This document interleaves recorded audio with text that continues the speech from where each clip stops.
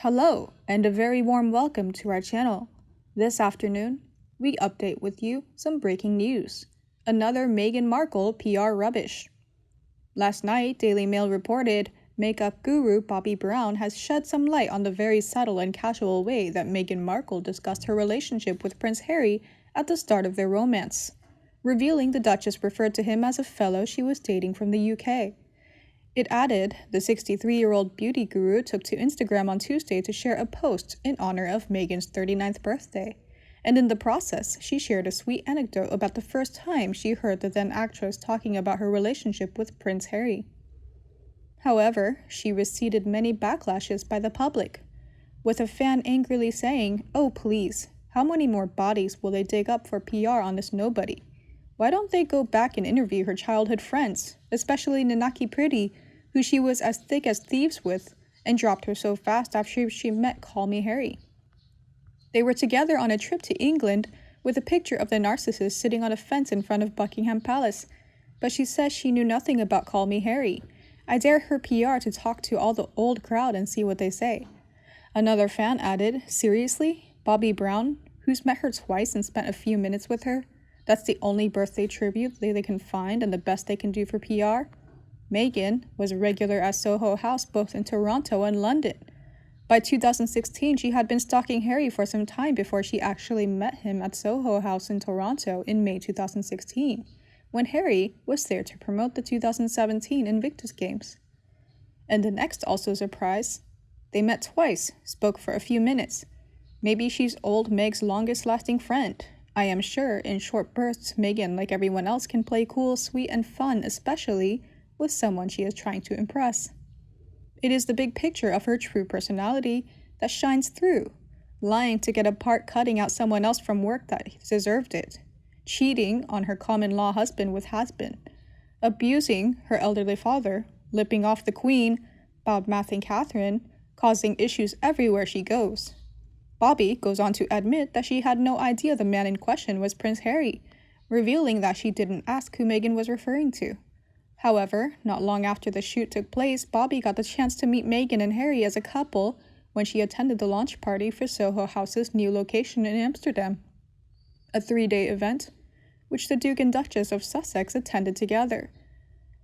In fact, the shoot actually took place just 2 months after the Suit star met Prince Harry for the first time after being set up by a mutual friend, believed to be designer Misha Nono. Not long after that first meeting, the couple went on a second date at Soho House in London, where they enjoyed a long dinner together at a discreet table that was reportedly arranged by their mutual friend Marcus Anderson, who was a consultant for the private members club. Meanwhile, in the latest news, the judge has warned Meghan Markle and Mail on Sunday that their tit-for-tat antics. Meghan Markle has been soundly telling off by a judge after engaging in a tit-for-tat war of words with a leading Sunday newspaper. But the Mail on Sunday didn't escape criticism, with Judge Mark Warby saying the paper had selectively highlighted aspects of Meghan's case with a focus on sensational reporting. Judge Warby made clear that each side has overstated its case about the conduct of the other in court. He added, "It is tolerably clear that neither side has, so far, been willing to confine the presentation of its case to the courtroom. Both sides have demonstrated an eagerness to play out the merits of their dispute in public, outside the courtroom, and primarily in media reports. This approach to litigation has little to do with enabling public scrutiny of the legal process or enhancing the administration of justice. Indeed, in some respects, it tends to impede both fairness and transparency. In the end, the Duchess of Diva has won the right to keep the names of 5 of her friends secret, for the time being at least." Meanwhile, Harry receives an expensive lesson about travel when Kate and William have fun at Gavin and Stacey Amusement Arcade as they try to provide a boost to Britain's COVID-hit tourism industry. Kate Middleton cut a stylish figure in a recycled floral dress as she joined Prince William to visit Gavin and Stacey's slot machine arcade in South Wales on Wednesday. The Duke and Duchess of Cambridge hit the real-life beachfront family attractions made famous in comedy favorite Gavin and Stacey. The couple laughed as they played in Island Leisure Amusements, the iconic setting for Nessa's slots at the Welsh resort, but the prince, who is pals with James Corden, admitted he had not seen the classic BBC show. Wonder if Harry is reading these comments. What he has lost. He would have been great at this. Catherine and William definitely have a good balance of supporting GB and having a home life and releasing enough photos to satisfy the public. An excellent example that the idiotic young brother could have followed, as well as the excellent advice, "Are you sure about that, girl?" William and Kate have the nation's respect and long may represent our great heritage and tradition. Nothing but praise for them.